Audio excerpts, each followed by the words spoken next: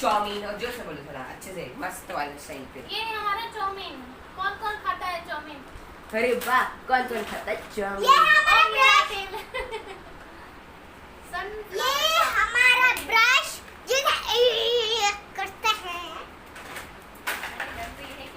और ये रहा सोन पापड़ी और ये बिस्किट बिस्किट देखिए बिस्किट भी खा लो। मैगी। और ये देखिए हम कौन से साबुन से नहाते हैं। संतूर संतूर। बस ये